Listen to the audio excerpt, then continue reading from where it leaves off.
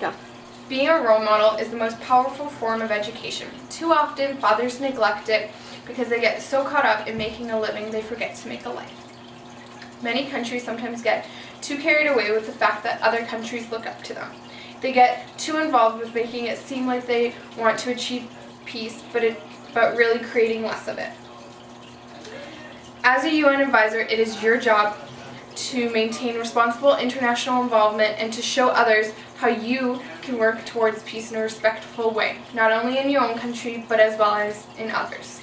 Canada has a well-known reputation on cooperating with other countries, helping others facing injustice, and successfully working towards peace. These traits are shown throughout the years by many international affairs they have taken part in. Because of the determination of Canada working towards peace, they should be elected UN advisor on maintaining responsible international involvement. There are many things Canada has done to show great courage throughout the years. One significant event is the Battle of Vimy Ridge. During World War I, the French and British both tried to capture the ridge, but both failed. As a last resort, they asked Canada to attack. Canada wasn't going to let the other two failures get in their way of bringing home the victory. They worked on making a well-executed plan so that they could successfully accomplish their task. In the end, they won the battle and gave the Allies their first victory of the war. This event shows you how Canada worked alongside other countries, learning from their mistakes and not letting their failures block their capabilities. They helped bring in the first victory of the war for the Allies, which brought hope back to the fact that they still could win the war if they worked hard and stayed determined like the Canadians did in this battle. An important battle for not only Canada, but for all the Allies during World War II was Normandy invasion. The Allies planned this attack for more than a year.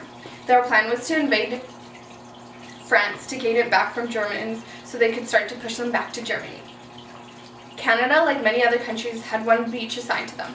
Canada had 1,400 soldiers that successfully captured Juno Beach and continued to push the Germans all the way out of France and liberated Holland. This event was the turning point for the war. After this attack, the Germans were in constant retreat. Although Canada made a significant contribution to this event, there were only a small representation of the others involved, 1,400 Canadians out of 1 million allies.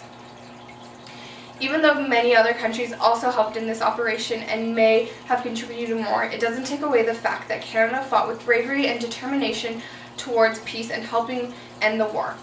They worked alongside allies to help plan and execute their plan, so that not only France but other countries running under Nazis could be freed. Another international involvement Canada has taken part in is the Korean War. The Korean War was when the North, which was communist, invaded the South, which was democratic. The UN sent 32 countries along with Canada to push the North back. Canada, along with other countries, felt the need to help South Korea protect itself from letting the communists come in and take over. The UN forces were able to take back all the land that the North had conquered. After this, Canada's Foreign Minister, Lester B. Pearson, wanted to stop fighting. He felt that they had done what they had set out to do, which was free the South from communists. The United States felt that they should keep fighting and demolish all sites of communists in Korea. They ended up fighting for a few more years, but not accomplishing anything more. As you can see, Canada was more than willing to help a country in need of protection for the threat of being taken over.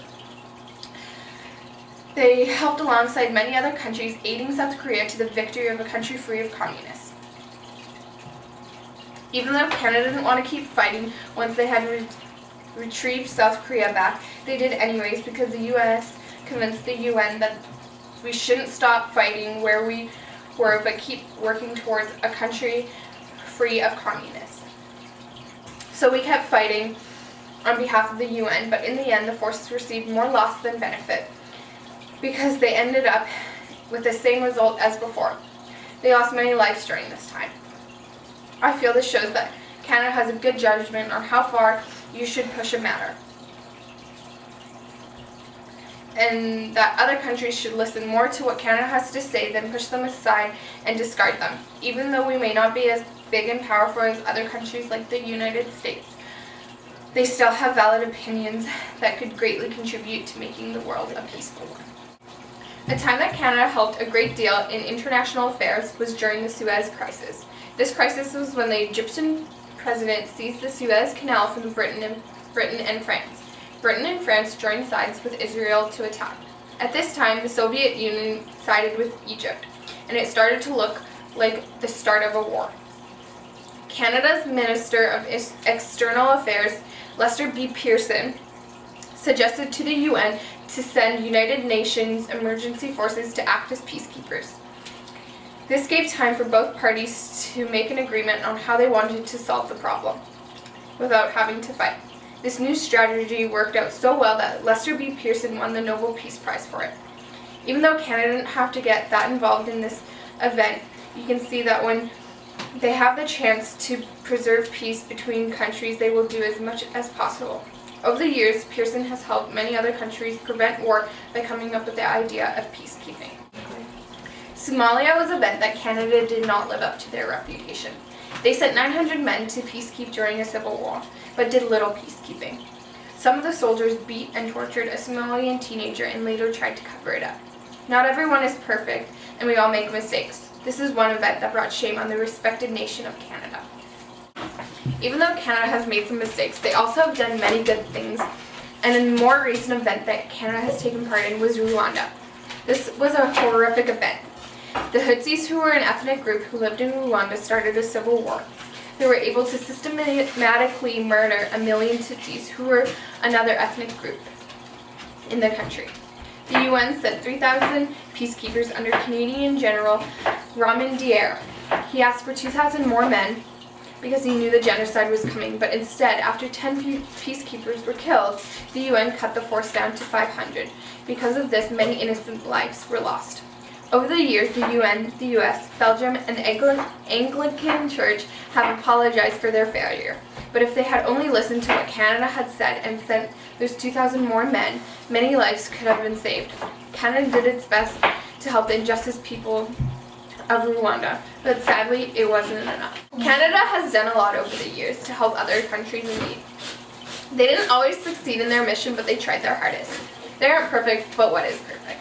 Everyone wants to be the best they can, but to be that, you have to remember to live and let go, because you'll make mistakes, but you will learn from them and grow. Canada has made mistakes like the event that happened in Somalia, but they have also made so many great contributions to making peace.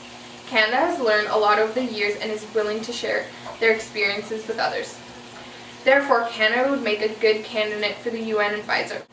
So should the mistakes that Canada have made outweigh the good they have done?